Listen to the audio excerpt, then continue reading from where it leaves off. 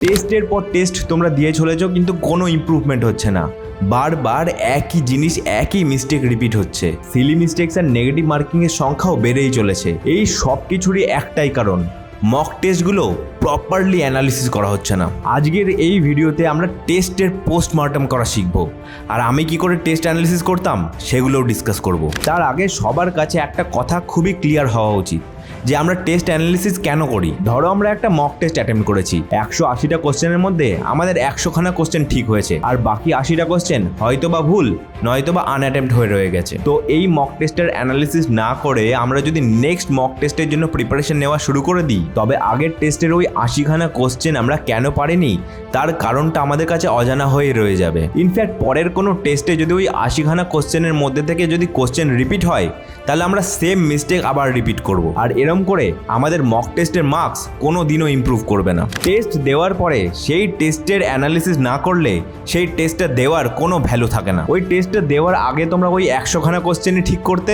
এবং পরেও সেই 100খানা কোশ্চেনে ঠিক করবে, কিন্তু পার্থক্যটা এখানেই হবে যারা ওই 80খানা কোশ্চেন যেগুলো ভুল হয়েছিল বা যেগুলো আমরা পারিনি সেইগুলো ভালো করে অ্যানালিসিস করবে। আর একটা ইউনিভার্সাল ট্রুথ শুনবে, এই ভিডিওটা যতজন দেখছে তার মধ্যে 0.001% স্টুডেন্টই টেস্টের অ্যানালিসিস করবে, আর তাদের সিলেকশন হওয়ার চান্সও বাকি সবার থেকে অনেকটাই বেশি থাকবে। আর বাকিরা যারা টেস্ট অ্যানালিসিস করবে না, তারা ওই 20-21 লাখ নিট অ্যাসপিরেন্টসদের ভিড়ে তলিয়ে যাবে। আশা করি তোমরা এতক্ষণে বুঝে গেছো যে একটা টেস্ট পেপারকে অ্যানালিসিস করা কতটা ইম্পর্টেন্ট। তো চলো আর বেশি দেরি না করে ভিডিওটা শুরু করা যাক। ধরো আমরা একটা মক টেস্ট অ্যাটেম্প করলাম।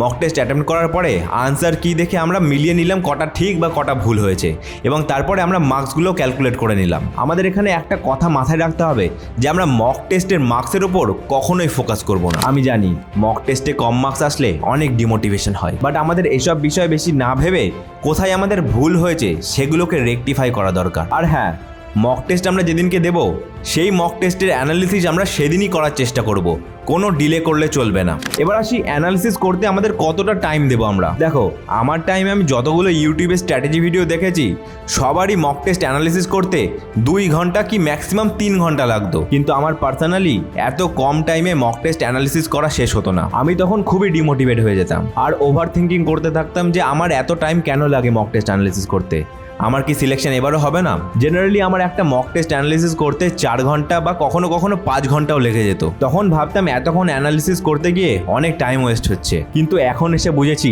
সেই টাইমগুলো টাইম ওয়েস্ট নয়, টাইম ইনভেস্ট করা হয়েছিল। তখন আমি মক টেস্টের অ্যানালিসিস বেশি টাইম দিয়ে করেছিলাম বলেই আসল নিট এক্সামে আমার মিস্টেক্স আর নেগেটিভ মার্কিং অনেকটাই কমে গেছিলো। সো তোমাদেরও যদি আমার মতো অনেকটা টাইম লাগে নিটের মক টেস্টগুলো অ্যানালিসিস করতে, তবে চিন্তা করার কোনো দরকার নেই, কারণ অ্যানালিসিস করার টাইমটা আমাদের কখনোই ওয়েস্ট যাচ্ছে না। চলো তাহলে এবার ডিসকাস করি একটা মক টেস্টকে প্রপারলি কি করে অ্যানালিসিস করতে হয়। আমি মেনলি ফিজিক্স গ্যালাক্সির আশিস আরোরা স্যারের স্ট্র্যাটেজিটাকে ফলো করতাম। সবার প্রথমে কোশ্চেনের সামনে ডি অথবা আই মার্ক করে রাখতাম। ডি ফর ডিলেড অ্যাটেম্প্ট, অর্থাৎ যেই কোশ্চেনটা অ্যাটেম্প্ট করতে বা কোশ্চেনটা আমাদের বুঝতে অনেকটা টাইম লেগেছে সেই কোশ্চেনগুলোকে আমরা ডি মার্ক করে রাখবো। ডিলে করে কোশ্চেনটা অ্যাটেম্প্ট করার পরেও কোশ্চেনটা ঠিকও হতে পারে বা ভুলও হতে পারে, সেসব নিয়ে পরে বলছি। আই ফর ইনস্ট্যান্ট অ্যাটেম্প্ট, অর্থাৎ যেই কোশ্চেনটা অ্যাটেম্প্ট করতে আমাদের একদমই বেশি ভাবতে হয়নি, ইনস্ট্যান্টলি আমাদের কনসেপ্টটা মাথায় ক্লিক করে গেছে, সেই কোশ্চেনগুলোকে কোশ্চেন পেপারে আমরা আই মার্ক করে রাখবো। ঠিক এরম ভাবে 1 থেকে 180 নম্বর কোশ্চেন অবধি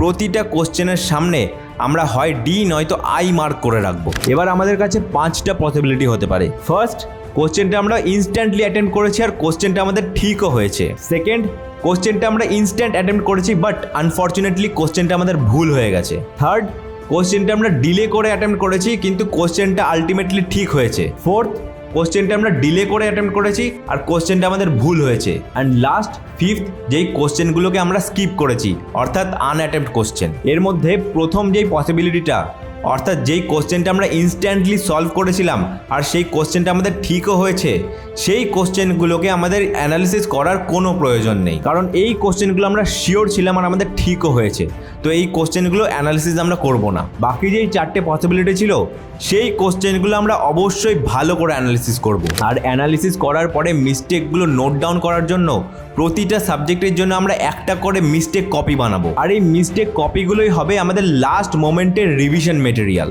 নিটের লাস্ট কয়েকটা দিনে পুরো সিলেবাসটা লাইন বাই লাইন রিভিশন করা হিউম্যানলি কখনোই পসিবল না। নিটের এই লাস্ট কটা দিনে মিস্টেক্স কপিগুলোকে বারবার রিভাইজ করতে হয়। তো মিস্টেক কপিগুলো বানানোর ইম্পর্টেন্স কতটা তোমরা আশা করি এতক্ষণে বুঝতে পেরে গেছো। এবার তোমাদের মনে কোশ্চেন থাকতে পারে যে মিস্টেক কপিতে কোশ্চেন টুকবো কি টুকবো না। তো এটা পার্সন টু পার্সন ভ্যারি করে।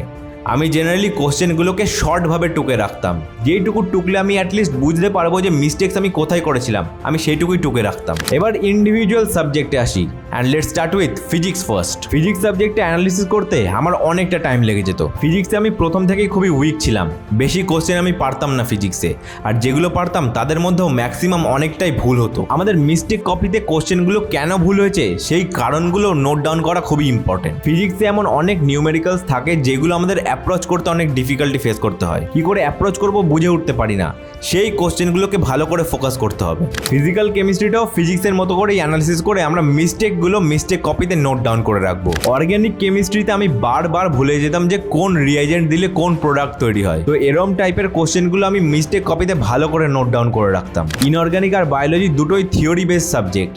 এই সাবজেক্টগুলো অ্যানালিসিস করতে খুব একটা বেশি টাইম লাগে না। এই থিওরি বেস সাবজেক্টে যেই ফ্যাক্টসগুলো আমি বারবার ভুলে যেতাম, শুধু সেই ফ্যাক্টসগুলোই আমি মিস্টেক কপিতে নোট ডাউন করে রাখতাম। এরমভাবেই একটা মক টেস্টকে প্রপারলি অ্যানালিসিস করতে হয়, তাতে যতটা টাইম লাগুক কোনো প্রবলেম নেই। আর এই কথাটা আমি বারবার বলছি যে যেদিনকে তোমরা মক টেস্ট অ্যাটেন্ড করবে সেই দিনকেই চেষ্টা করবে যেন অ্যানালিসিসটাও কমপ্লিট করে নেওয়ার। আর last but not the least, next mock টেস্টে বসার আগে এই মিস্টেক কপিগুলোকে শিওরলি রিভাইজ করে তবেই যাবে।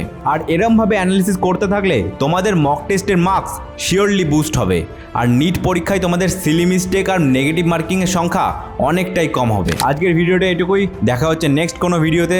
This is Anshuman Ghosh, currently a third professional MBBS student from college of medicine and Sagar Dutta hospital, signing off.